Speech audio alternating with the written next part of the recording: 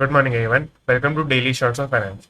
आज की वीडियो में हम बात कर रहे होंगे 19 अगस्त की मेजर हाइलाइट्स के बारे में। उससे पहले एक छोटी सी बात कि अगर आपको ये न्यूज़पेपर की पीडीएफ चाहिए होती है तो आप टेलीग्राम ग्रुप है हमारा, उसके थ्रू ज्वाइन करके उसको आपको पीडीएफ देख सकते हैं। बाकी इसके अलावा ये ग्रुप है तो आप इसके अंदर खुद भी अगर कुछ चैट करना चाहते हैं, कोई डाउट पूछना चाहते हैं तो वो भी आप इसके अंदर कर सकते हैं। इसका लिंक आपको नीचे दिया हुआ है। ऑलरेडी 2500 के आसपास मेंबर्स हो चुके हैं तो आप इसको ज्वाइन कर सकते हैं। इसके अलावा अब जो कई लोग पूछ रहे थे सोर्सेज वगैरह क्या रहते हैं, तो पहले मैं सिर्फ इकोनॉमिक टाइम्स की न्यूज़ ही कवर करता था, बट उसके अंदर काफ़ी सारी न्यूज़ ऐसी आती थी जो फिर ज़्यादा रेलिवेंट नहीं बचती थी या फिर काफ़ी लॉन्ग टर्म की न्यूज़ होती थी तो वो याद नहीं रहती थी। तो मैं तीनों न्यूज़पेपर में से जो सबसे मेजर हाईलाइट्स होती हैं, जिसके अंदर मैं फर्स्ट पेज जनरली पूरा कवर कर रहा होता हूँ, उसके बाद जो आपकी फाइनेंशियल न्यूज़ होती है, फाइनेंशियल आर्टिकल्स होते हैं, उनमें से कुछ कुछ पार्ट्स ले रहा होता हूँ तीनों न्यूज़पेपर में से, Business Standard, Mint and Economic Times. इसीलिए मैंने तीनों यहाँ पे शेयर भी कर देता हूँ डेली, तो आप ये देख सकते हैं। अब इसके इसके बाद हम स्टार्ट करते हैं आज की न्यूज़ से।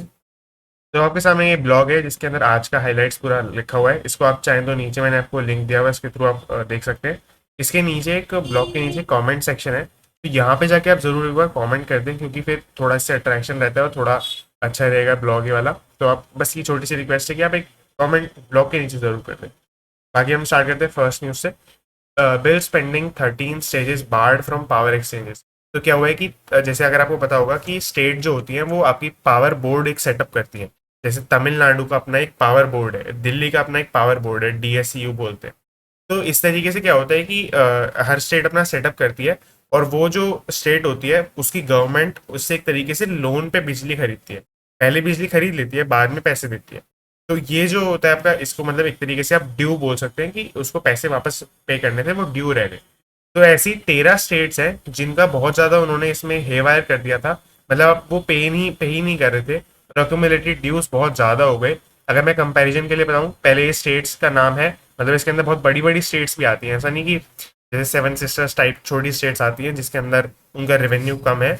महाराष्ट्र जैसी बड़ी स्टेट इसके अंदर आती है, मध्य प्रदेश, तमिलनाडु एंड राजस्थान, ऐसी स्टेट्स इसके अंदर आती हैं। अगर हम कंपैरिजन के लिए बात करें तो महाराष्ट्र का आप देख सकते हैं 38,000 प्लस लाख रुपीज इनको पे करने, इतने उनको ड्यूज है। और दूसरी बात, तमिलनाडु के एंड पे अगर देखें, ये सबसे ज्यादा है तमिलनाडु का, जो है 90,000 प्लस लैक्स रुपीज इनको पे करते हैं। ये इनके जो इलेक्ट्रिसिटी के ड्यूज है, इनके खुद के इलेक्ट्रिसिटी बोर्ड के लिए, यानी तमिलनाडु का ही जो बोर्ड है उसके लिए उनको 90,000 प्लस लाख रुपए पे करते हैं। अब इसके बाद आपको देखने को मिलेगा नीचे सेकंड पॉइंट में कि अगर ऐसा ही चलता रहा तो अब यहाँ पर मतलब बिल स्पेंडिंग होते रहे, तो फिर 13 स्टेट्स को बाहर ही कर दिया है, मतलब बंद कर दिया है, मतलब बैन कर दिया है एक तरीके से सेंट्रल गवर्नमेंट ने। और उनके ऊपर अब लार्ज स्केल पावर आउटेजेस, मतलब कोई कई कई दिनों के लिए पावर का कट देखने को मिल सकता है। क्योंकि स्टेट को तो कलेक्शन हो ही रहा है उस पैसे का, स्टेट उस चीज़ को कहीं और लगा देती है और वो प्रेफरेंस नहीं देती इसके ड्यू को क्लियर करने में, क्योंकि स्टेट अपने उससे नहीं दे रही पैसा, वो बिजली का बिल तो कलेक्ट कर ही रहे हैं, तो उनको ये पे कर देना चाहिए जल्दी, ये सेंट्रल गवर्नमेंट की मांग है। आगे चलते हैं। Indus Tower stake sale Vodafone CEDPQ, ये कनेडियन फंड का नाम है, ऑन कॉल। तो बेसिकली इंडस टावर्स इंडिया की सबसे बड़ी मोबाइल टावर इंस्टॉलेशन कंपनी है। इसका आप ये एयरटेल और वोडाफोन इंडिया ने मिलके सेटअप किए, ये दोनों ही इसके प्रमोटर्स हैं। जो भारती नाम की कंपनी है वो, और वोडाफोन आइडिया। तो वोडाफोन आइडिया में अब इसके पास, वोडाफोन आइडिया के पास 21% शेयर बचा है इंडस टावर्स का। उन्होंने कुछ पहले भी स्टेक सेल किए हैं और कुछ डाइल्यूशन हुआ जब वोडाफोन आइडिया कंबाइन हुए, तो वो अब तो सब मिला जुला के 21% इनके पास बचा है। अब ये इनको पूरा सेल करना चाहते हैं CPDQ को, और CPDQ भी इसमें इंटरेस्टेड है। और अगर हम आज की मार्केट प्राइस पे बात करेंगे, एट CMP जो लिखा है, एट CMP मतलब करंट मार्केट प्राइस, आज की रेट में जो मार्केट प्राइस चल रहा है, वैल्यूड एट 11270 करोड़ रुपीज। तो इतने पे आपका ये 21% शेयर वैल्यू किया जा रहा है, अगर आप आज के शेयर प्राइस के हिसाब से बात करेंगे। तो इससे बेसिकली VI को कुछ अपने लोन्स को रीपे करने में हेल्प मिलेगी और वो चीज़ें होंगी, और कैनेडियन फंड इसमें इन्वेस्ट कर पाएगा। तो इनका अगर आप टावर का पोर्टफोलियो देखते हैं तो बहुत ज़्यादा बड़ा 2 लाख टावर्स प्लस का पोर्टफोलियो है, और ऑलमोस्ट हर स्टेट के अंदर इनका टावर है, ये इनका मार्क है। तो ये इसीलिए इंडिया की largest mobile tower installation company है। आगे चले तो महिंद्रा एंड MG वे acquisition of GM's Talegaon factory. तो बेसिकली यहाँ पर क्या है, GM आपकी एक कंपनी है, General Motors, US based company है। जो इनकी एक तेलगांव में फैक्ट्री है, तेलगांव मतलब हो सकता है मैं प्रोनाउंस गलत कर रहा हूँ, महाराष्ट्र में एक इंडस्ट्रियल एरिया का नाम है। इसके अंदर इनकी कार्स मैन्युफैक्चरिंग की ये फैसिलिटी है। और ये इनकी चाइनीज ओनरशिप के अंदर फैसिलिटी है। मतलब जीएम का जो ये जीएम फर्म है वो वैसे यूएस बेस्ड है, बट इनका सेंटर्स तो हर जगह है, मतलब इनकी ब्रांच तो हर जगह है। तो जो मतलब सब्सिडरी तो हर जगह है। तो जो इनकी चाइना वाली सब्सिडरी है उनके थ्रू इन्होंने ओनरशिप ले रखी है तेलगांव वाली फैक्ट्री की। तो तो वो चीज़ आपको याद रखनी है। अब यहाँ पर क्या है, महिंद्रा एंड एमजी, ये दो आपकी इंडियन कार मैन्युफैक्चरर कंपनीज हैं। ये दोनों वे करना चाहती है, मतलब इन्होंने इसको कंसीडर किया है, वे करना मतलब कंसीडर किया है कि हम इस तेलगांव वाली फैक्ट्री को खरीद लें। तो ये हुआ यहाँ पर। अब इसके अंदर मैं आपको पहले थोड़ा बैकग्राउंड देता हूँ। हुआ क्या कि चाइनीज एक कंपनी है ग्रेट वॉल मोटर्स, इन्होंने इनके साथ एक टर्म शीट साइन की थी। टर्म शीट मतलब होता है कॉन्ट्रैक्ट बेसिकली साइन किया था कि हम इसको अक्वायर कर लेंगे, और ये अक्वायर कर लेंगे का पीरियड जून 30 तक था। यानी जून 30 तक हम आपको कंफर्म कर देंगे कि हम अभी अक्वायर कर रहे हैं नहीं। ये जैसे अगर आप कोई सीट के ऊपर रुमाल रख देते हैं किसी को बचाने के लिए, सीट को बचाने के लिए, ये वैसा है कि इन्होंने अपनी टर्म शीट रख दी कि हम जून 30 तक आपको बताते हैं। तो उसमें क्या हुआ कि अब इन्होंने वो एक्सपायर हो गया पीरियड, इन्होंने कोई जवाब नहीं दिया। तो उसके बाद महिंद्रा और एमजी ने अपने उनके मतलब जो एग्जीक्यूटिव्स हैं इन दो लोगों के, वो जा जाके उनकी फैक्ट्री को विजिट कर रहे हैं और उनको कुछ प्रपोजल कर रहे हैं कभी कभी, या अपनी इंटरनली ये वैल्यूएशन करवा रहे हैं उस फैक्ट्री की, ये सब कर रहे हैं। रिसेंटली अब इसका एक और थोड़ा सा रिलेटेड न्यूज़ है कि टाटा मोटर्स ने भी अभी फोर्ड का एक प्लांट टेक ओवर किया है गुजरात के अंदर। तो उसी सेंस में न्यूज़ है कि इंटरनेशनल कार कंपनी है, इंडियन कार कंपनी को अपना प्लांट सेल कर दिया। वैसी सॉर्ट ऑफ ये न्यूज़ है। अब यहाँ पर हुआ क्या कि मैं आपको जो चाइनीज ओनरशिप वाली बात बता रहा था पहले, वो इसीलिए ज़रूरी थी क्योंकि ये जो Chinese great wall Motors company है, इसने इसीलिए ही मना कर दिया ज़्यादा कि चाइनीज ही ओनरशिप है यहाँ पर। तो इसको मतलब फॉरेन एक्सचेंज का बेनिफिट नहीं हो पाएगा, इसीलिए इन्होंने मना कर दिया। और भी चाइना से कुछ भी चीज़ खरीदना बेचना थोड़ा वैसे रेगुलेटरी मेजर में अच्छा नहीं रहता है, यानी कि थोड़ा से अप्रूवल बहुत ज़्यादा लेने पड़ते हैं, वो सब करना पड़ता है। तो वो चीज़ है, क्योंकि अगर आपको नहीं पता चाइना में पब्लिक प्रॉपर्टी है, चाइना में प्राइवेट प्रॉपर्टी नहीं होती। जैसे इंडिया में अपना अपना घर ओन कर सकते हैं, चाइना में क्या होता है, हम अपना घर अपनी लीज पे लेते हैं गवर्नमेंट से। अगर आप 70 साल की लीज ले सकते हैं, ऐसा कर सकते हैं, वो सब कर सकते हैं, लॉन्ग टर्म लीज होती है। बट आप खरीद नहीं सकते, आपका ओनरशिप नहीं रहेगा, गवर्नमेंट का ही ओनरशिप रहेगा, सीसीपी का, जो कम्युनिस्ट चाइनीज पार्टी है वहाँ की। User base likely to determine CCI scrutiny of digital MNS. MNS मतलब होता है मर्जर्स एंड एक्विजिशन, जो मैंने आपको भी ऊपर 2-3 न्यूज में हमने देखा, उसके रियल लाइफ एग्जांपल। अब यहाँ पर हुआ क्या है कि सीसीआई ने एक नया भी बिल पास करवाया है अपने मॉनसून सेशन के अंदर। अब मैं आपको पहले मॉनसून सेशन बताता हूँ। पार्लियामेंट के 3 मेजर सेशन होते हैं इंडिया के अंदर, इसके अलावा भी सेशन हो सकते हैं, बट 3 मेजर होते ही होते हैं। पहला होता है आपका बजट सेशन, जो नाम से पता चल रहा है बजट के लिए मेनली किया जाता है। इसके अंदर सिर्फ बजट प्रेजेंटेशन नहीं होती, बजट बनाना, बजट का पोस्ट एनालिसिस भी होता है। मॉनसून सेशन में आपका जुलाई टू अगस्त सितंबर, ये अभी जो चल रहा है वो है। विंटर सेशन रहेगा नवंबर से दिसंबर। तो अब यहाँ पर हुआ क्या, इसी मॉनसून सेशन की बात करें, इसी अभी जो खत्म हुआ ही है बस। तो उसके अंदर आपका एक कंपटीशन का जो बिल है वो आपका वापस देखा गया, उसके अंदर कुछ क्लॉजेस ऐड किए गए। इसके अंदर एक डील वैल्यू क्राइटेरिया डाला गया। डील वैल्यू क्राइटेरिया मतलब आपका सीसीआई, जो आपका कंपटीशन कमीशन ऑफ इंडिया है, ये क्या काम करते हैं, ये काम करते हैं कि कंपटीशन बना रहे इंडस्ट्री के अंदर, ऐसा काम करते हैं। ये नहीं चाहते कि किसी भी इंडस्ट्री के अंदर मोनोपोली बन जाए और किसी भी कोई मतलब कंपनी बड़ी होकर, इतनी बड़ी होकर कंज्यूमर्स को एक्सप्लॉइट करिए। कंज्यूमर्स के इंटरेस्ट में काम करती है ऑर्गेनाइजेशन। जैसे अगर मैं आपको बताऊं कि मान लेते हैं टूथपेस्ट के अंदर सिर्फ कोलगेट की मोनोपोली हो जाती है कि कोलगेट ही बिक रहा है और एक ही ब्रांड का, मतलब पूरा एक ही वो वैरायटी दे रहे हैं, तो वो कितना भी प्राइस चार्ज करेंगे, फिर दूसरा कोई प्रोड्यूसर शॉर्ट टर्म के लिए एंटर कर ही नहीं पाएगा मार्केट के अंदर, और लोगों को वही खरीदना पड़ेगा। तो इस तरीके से ये जो एक्सप्लॉइटेशन है वो ना हो, ऐसा सीसीआई चाहता है, इसीलिए वो इंटरवीन करता है। अब यहाँ पर इंटरवीन करेगा तो किस किस ट्रांजैक्शन में करेगा, किस किस मर्जर में करेगा, तो वो आपका उसके लिए एक लिमिट सेट करी गई कि आप डील वैल्यू के बेसिस पे इसको डिवाइड कर सकते हैं, फिल्टर कर सकते हैं कि डील वैल्यू अगर लेट से 1 बिलियन से ऊपर होगी तभी आप इंटरवीन करेंगे, ऐसा या उससे अलावा नहीं करेंगे। तो ये चीज़ें सेटअप की गई इस जो अभी से ये सब हुआ, मैंने बताया सेशन वगैरह इसके अंदर। RBI report projects retail inflation with tolerance band. अब क्या है कि आरबीआई काफ़ी टाइम से काफ़ी सारे आर्टिकल्स पब्लिश कर रहा है ऑलमोस्ट रेगुलर बेसिस पे। तो उसके अंदर 2 आर्टिकल्स काफ़ी इंपॉर्टेंट आए हैं रिसेंटली में कि रिटेल इन्फ्लेशन सबसे पहले आरबीआई प्रेडिक्ट करता है कि टॉलरेंस बैंड के अंदर चले जाएगा। टॉलरेंस बैंड होता है 2 to 6%। इसको आरबीआई स्टेट करता है 4 ±2% के नाम से। 4 + 2 होगा तो 6 हो जाएगा, -2 होगा तो 2 हो जाएगा। तो इस तरीके से 2 से लेकर 6% तक अगर इंडिया में इन्फ्लेशन रहता है, वो आरबीआई के हिसाब से टॉलरेंस बैंड के अंदर है। तो Q1 ऑफ फाइनेंशियल ईयर 2024, अभी तो इन्फ्लेशन काफ़ी ज़्यादा चल रहा है, 6 पॉइंट समथिंग परसेंट चल रहा है, और फिर अभी 7% हो चुका है। तो अभी ये आरबीआई एक्सपेक्ट कर रहा है अपने आर्टिकल के अंदर कि फाइनेंशियल ईयर 2024 के अंदर, यानी नेक्स्ट ईयर के अप्रैल तक ये इन्फ्लेशन जो है इस टॉलरेंस बैंड के अंदर पहुंच जाएगा। इसके लिए आरबीआई फिस्कल और मॉनेटरी रिस्पॉन्स चाहता है। इसके बारे में हम कभी बाद में बात कर सकते हैं। जो मैंने आपको रेपो रेट बताया, रेपो रेट आपके इसी पॉलिसी का पार्ट होता है, मॉनेटरी पॉलिसी का पार्ट होता है।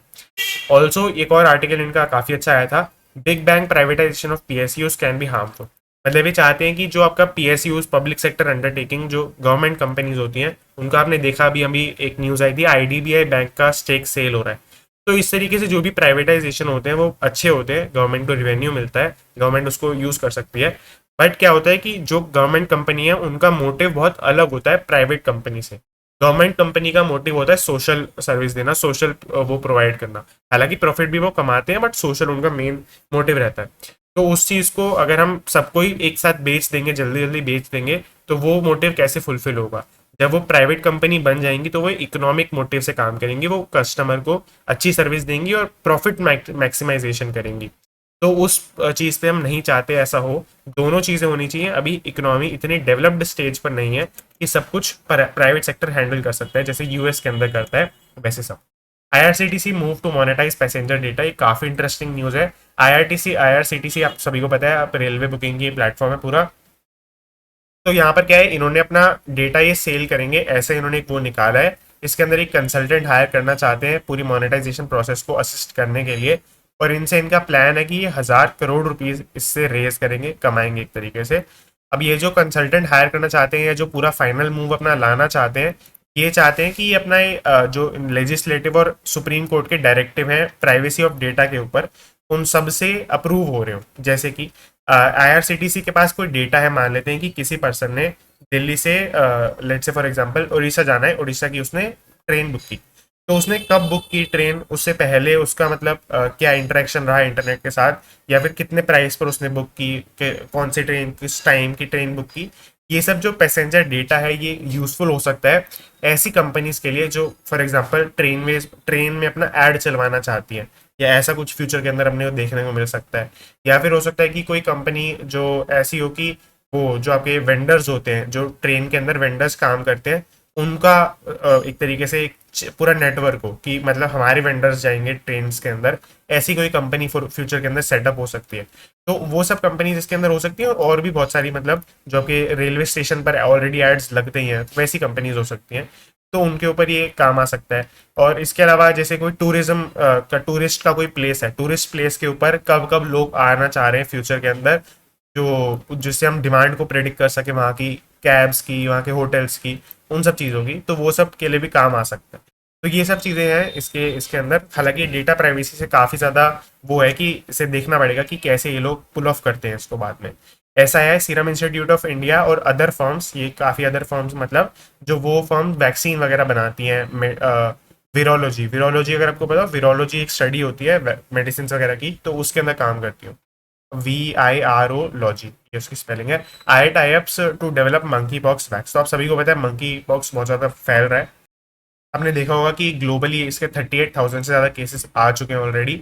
अब यहाँ पर क्या है कि इंडिया के जो प्लेयर्स हैं वो काफ़ी सारी इंटरनेशनल प्लेयर्स के साथ टाई अप करना चाहते हैं कि वो मंकी पॉक्स की वैक्सीन मिलकर डेवलप कर सके। ऐसा है जिसमें सीरम इंस्टीट्यूट ऑफ इंडिया है, जिसने कोवैक्सीन भी बनाई इंडिया के अंदर, और बाहर से मतलब रेमडेसिविर वगैरह के कॉन्ट्रैक्ट्स लिए। वो ग्रीन लाइट बायोसाइंसेस के साथ कोलैब करना चाहते हैं, यूएस के हैं ये कंपनी, और ताकि वो मंकी बॉक्स वैक्स बना सके, क्योंकि यूएस के अंदर आउटब्रेक है भी बहुत बड़ा, तो वहाँ पे डिमांड भी काफ़ी ज़्यादा है। SIA has submitted an expression of interest to collaborate with ICMR as well। ICMR एक इंडिया का ही एसोसिएशन है, Indian council of medical research है जिसकी फुल फॉर्म होती है। इसके साथ भी इन्होंने कोलैबोरेशन करने का एक एक्सप्रेशन ऑफ इंटरेस्ट दिखाया है। इसको आप प्रपोजल बोल सकते हैं बेसिकली, बेसिक भाषा में। इसका ये ICMR के साथ इन्होंने दिखाया है, और ये चाहते हैं कि ICMR के साथ मतलब जब होगा तब ICMR चाहता है कि 5% रॉयल्टी इनको मिले, बाकी सब जो है SIA का ही होगा। UPI charges likely to partially offset loss on credit card MDR। तो क्रेडिट कार्ड MDR होता क्या है पहले वो समझते हैं। क्या होता है कि जैसे मर्चेंट, अगर कोई दुकान वाला है, वो अगर क्रेडिट कार्ड से पेमेंट एक्सेप्ट करता है, तो आप सभी को पता है कि वो जो मशीन होती है उसमें थोड़ा चार्ज कटता है, उस मशीन का भी चार्ज होता है, प्रोसेसिंग फीस भी होती है। तो वो सब जो चार्जेस कटते हैं उसको आप एमडीआर बोल सकते हैं, that is merchant discount rate. Merchant discount rate का ऑफिशियल मतलब प्रॉपर मीनिंग फर्स्ट पॉइंट के अंदर लिखा है, पढ़ सकते हैं। अब यहाँ पर लॉस कैसे होगा क्रेडिट कार्ड एमडीआर के ऊपर? गवर्नमेंट क्या करना चाहती है, गवर्नमेंट इस एमडीआर रेट को कम करना चाहती है, ताकि ज्यादा से ज्यादा जो आपका गवर्नमेंट का, इस वाली गवर्नमेंट का कैशलेस वाला अभियान तो है ही, तो वो चीज इसको प्रमोट कर सके और वो सब कर सके। अब इसके लिए क्या चाहते हैं कि जो यूपीआई चार्जेस का कल हमने न्यूज पढ़ा था, तो वो अब यूपीआई चार्जेस लाना चाहते हैं, ताकि हम कुछ जो एमडीआर अगर हम कम करेंगे तो उसके लॉसेस को सेटल कर सके, ये वो चाहते हैं। अब अगर हम यूपीआई चार्जेस के बारे में बात करें, तो जैसे कल न्यूज आई थी, उसके बाद काफी सारे बैंक्स वगैरह की स्टेटमेंट आई, तो वो सब आपके इसको लुकअप कर रहे हैं कि हाँ ये अच्छी बात है, ऐसा होना चाहिए, इससे हम अपना बेटर इंफ्रास्ट्रक्चर बना पाएंगे। और इसके बाद है mutual fund raise stakes in financial services industries consumer discretionary stocks. तो यहाँ पर क्या है, म्यूचुअल फंड बहुत ज्यादा बुलिश है अभी इकोनॉमी के ऊपर। उन्होंने अपना आईटी सेक्टर से, इन सब सेक्टर से, एनर्जी सेक्टर से भी अपना पैसा निकाल लिया है, फाइनेंशियल सर्विसेज सेक्टर के अंदर डाला है, इंडस्ट्री सेक्टर के अंदर डाला है, कंज्यूमर सेक्टर के अंदर डाला है। फाइनेंशियल सर्विसेज मतलब बैंक्स वगैरह के अंदर, इंडस्ट्रीज मतलब जैसे रिलायंस इंडस्ट्रीज जो भी प्रोडक्शन करती हैं ऐसी इंडस्ट्रीज। कंज्यूमर मतलब कि जैसे आपकी कंज्यूमर गुड्स वाली जो इंडस्ट्री होती है, जैसे आपका गोदरेज हो गया, ऐसी जो आपकी कंज्यूमर दिवाली के आसपास जिनकी सेल चल रही होती है, बेसिकली ऐसी कंपनीज के अंदर इन्होंने अपना पैसा डाला है। इसके अंदर क्या करना चाहते हैं, fund managers are betting on stocks that benefit from faster growth. तो यानी कि जो इकोनॉमी की ओवरऑल ग्रोथ से बढ़ते हैं, मतलब जिनका, जैसे कुछ स्टॉक्स होते हैं आईटी स्टॉक्स है, जैसे आईटी स्टॉक्स बाहर से बहुत ज्यादा डिपेंड करते हैं, यानी कि क्योंकि आईटी हमारा जो सेक्टर है वो आउटसोर्सिंग सेक्टर है मेनली, तो अब हमें बाहर से कितने ऑर्डर्स मिलते हैं और इंटरनेशनल इकोनॉमी कैसे चल रही है, हमें उससे ज़्यादा फर्क पड़ता है। बट ये जो स्टॉक्स हैं, इनमें से बहुत सारे स्टॉक्स ऐसे होंगे जिनसे फास्टर ग्रोथ इंडिया की हो रही है, तो ये अच्छा परफॉर्म करेंगे, नहीं तो नहीं करेंगे। तो ऐसे स्टॉक्स के ऊपर बेटिंग लेना एक ज़्यादा रिस्क वाला मामला रहता है, और म्यूचुअल फंड्स ने ये रिस्क लिया है। अगर हम बात करें तो 1 परसेंटेज पॉइंट फाइनेंशियल सर्विसेज के अंदर अपना पूरा पोर्टफोलियो इन्होंने बढ़ा लिया है, जो कि आज के रेट में 31.56% पर आ गए। आपको अगर बाकी इन सब का भी देखना है, तो आप ये बिजनेस स्टैंडर्ड के अंदर ये आर्टिकल है, आप चाहें तो मैं इसका स्क्रीनशॉट भेज सकता हूँ, कमेंट कर देना। तो इसके बाद देखिए तो लास्ट न्यूज़ है, India market capitalisation. Market capitalisation होती है टोटल वैल्यू। अगर जैसे फॉर एग्जांपल रिलायंस की हम मार्केट कैपिटलाइजेशन बोलते हैं 100 रुपये है, नहीं है 100 रुपये, बहुत ज़्यादा है, बट 100 रुपये एग्जाम्पल के लिए बोलते हैं, तो इसका मतलब है कि अगर आपको पूरी रिलायंस इंडस्ट्रीज बाय करनी है तो आपको 100 रुपये देने पड़ेंगे, 100 रुपये की पेमेंट होगी। तो ये पूरा मार्केट कैपिटलाइजेशन अगर आप इंडिया का देखते हैं, तो वो 3.5 ट्रिलियन के एक रिकॉर्ड हाई पर पहुंच गया है, जिसने अपना जनवरी का लेवल था, इससे इससे जस्ट पहले अगर हम रिकॉर्ड हाई की बात करें, जनवरी का लेवल था, तो उसको उन्होंने सरपास कर दिया है, जिसके अंदर मेजर रीजन बताया जा रहा है एलआईसी की जो लिस्टिंग हो चुकी है, जिसने 4.4 ट्रिलियन रुपीस का एडिशन किया है। अगर ये जो मैंने 3.5 ट्रिलियन में बताया, ये आपका डॉलर वैल्यू है, और अगर आप रुपीज में देखते हैं तो अप्रोक्सीमेटली 280.5 ट्रिलियन आ जाता है। तो ये चीज़ है। अब निफ्टी और सेंसेक्स की भी बात करेंगे, तो वो भी बहुत ही बड़ी गेनिंग स्ट्री पर है। मैं निफ्टी सेंसेक्स पूरा प्रॉपर फॉलो करता हूँ, तो सेंसेक्स तो आप अगर देखेंगे तो सिर्फ 2.5% कम है अपने ऑल टाइम हाई से, और अभी काफ़ी टाइम पहले अपना 60,000 का मार्क भी क्रॉस नहीं कर पा रहा था, जो कि कल ही क्रॉस हुआ है। तो ये काफ़ी एक बड़ी लीप है इसने ली है। तो दैट इज इट। बाकी थैंक यू फॉर वॉचिंग। अगर आपको कोई भी डाउट है तो आप कमेंट कर सकते हैं किसी भी न्यूज़ के अंदर। आज हो सकता है एक आधी न्यूज़ में थोड़ा सा एक्सप्लेनेशन ज़्यादा हो गया हो, बट आई होप कि आपको वैल्यूएबल लगी हो न्यूज़। और मंडे टू फ्राइडे ये सीरीज़ मैंने आपको बताया ही था, तो अब ये जो है सीरीज़ नेक्स्ट मंडे को ही आ रही होगी, नेक्स्ट न्यूज़। और इसके अलावा बीच में हो सकता है मैं चाइना के ऊपर एक आर्टिकल ब्लॉग के ऊपर निकाल दूँ, तो वो चाइना का जो भी क्राइसिस चल रहा है पूरा, अगर आपको चाहिए उसके ऊपर आर्टिकल आए, बहुत मतलब अच्छा, मैंने ही खुद लिखा है, बट खुद अच्छा नहीं बोलना चाहिए, बट काफ़ी आपके लिए वैल्यूएबल आर्टिकल वो हो सकता है। तो अगर आप चाहते हैं तो आप कमेंट कर सकते हैं, और फ्यूचर में हो सकता है मैं उस पर वीडियो भी बना दूँ, बाकी वो देखते हैं बाद में। That is it and thank you for watching.